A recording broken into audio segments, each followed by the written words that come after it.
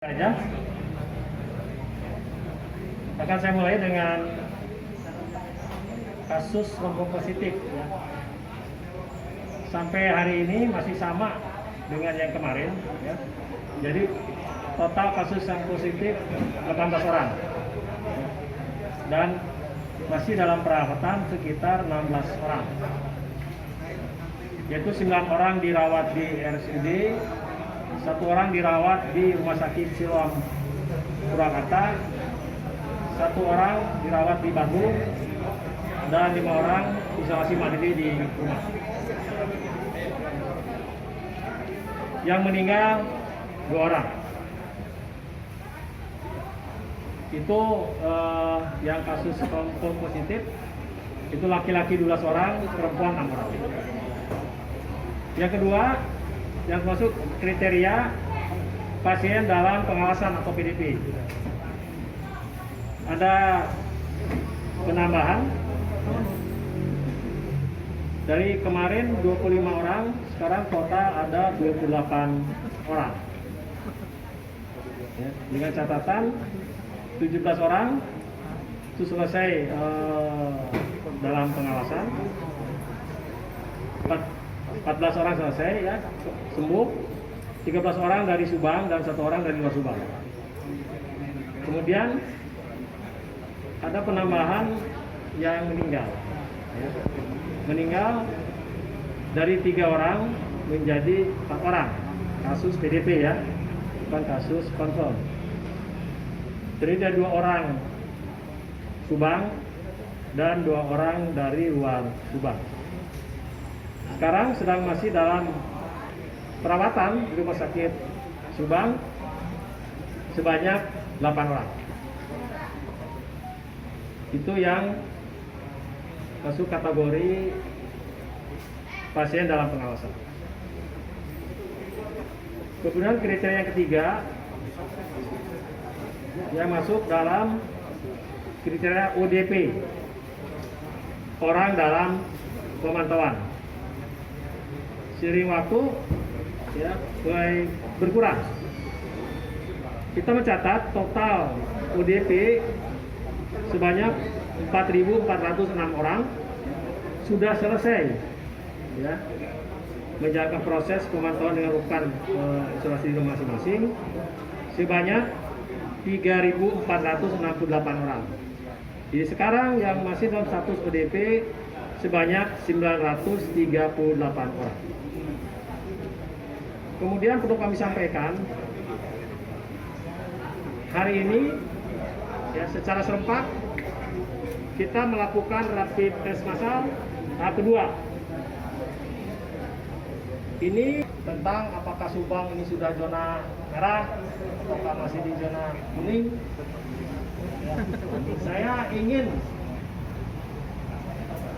memberikan beberapa hal terkait satu daerah disebut zona merah ataukah zona kuning. Pertama, dilihat dari jumlah kasus yang meningkat signifikan dan itu terjadi setiap waktu. Kalau kami lihat, memang kemarin dari 5 menjadi 18 seolah naik. Tapi kita lihat seminggu 2 minggu ke depan apakah masih terjadi lonjakan yang demikian. Nah, kalau itu tidak, berarti belum masuk ke kriteria zona merah. Atau yang kedua, terkait dengan jumlah kematian. Jumlah kematian juga sama. Kalau angkanya signifikan jumlah kematian akibat COVID meningkat dari waktu tertentu, itu juga bisa kita anggap sebagai daerah zona merah. Atau yang ketiga, terjadinya itu di mana? Apakah dia mendapatkan infeksinya itu dari lokal Subang ataukah dari luar kota Kabupaten Subang? Untuk Subang, dari sekian kasus ya, kebanyakan itu kasus yang dibawa dari luar, dari daerah zona merah. datang ke Subang sakit, diperiksa hanya ke situ. Salah satu kriteria PSBB tadi yang daerah sudah masuk kriteria zona merah. Salah satunya yang tadi saya sebutkan kriterianya. Nah, untuk saat ini, ya, saya kira mungkin Subang belum akan melakukan PSBB karena kriteria yang tadi itu belum terpenuhi atau tidak terpenuhi. Ya, sehingga karena kan kita pada saat akan melakukan PSBB, kita harus minta izin kabupaten langsung ke Kementerian Kesehatan. Nanti dikaji kasusnya kayak gimana, ya saya bilang tadi. Ya, jangan sampai dibuat malu. Kriteria memenuhi kok kita mau melakukan juga mungkin nanti termasuk hal-hal yang lain, bukan hanya kasus, kesiapan Pemda untuk menghadapi masalah-masalah lainnya di luar kesehatan. Terhadap tadi adanya pembatasan orang keluar masuk Subang, ya, kami harapkan itu tidak terjadi lagi. Ya, sehingga dengan demikian jangan sampai lagi terjadi transmisi terus-menerus, ya, orang keluar masuk dari daerah zona merah masuk ke Subang. Nah, ini juga harus diantisipasi. Saya yakin itu mungkin porsinya dari bagian keamanan dan yang lainnya agar ini mungkin bisa dilakukan atau dilakukan secepatnya, sehingga Subang dengan berbagai pintu yang ada ini bisa paling tidak dari sekarang sudah mulai diantisipasi.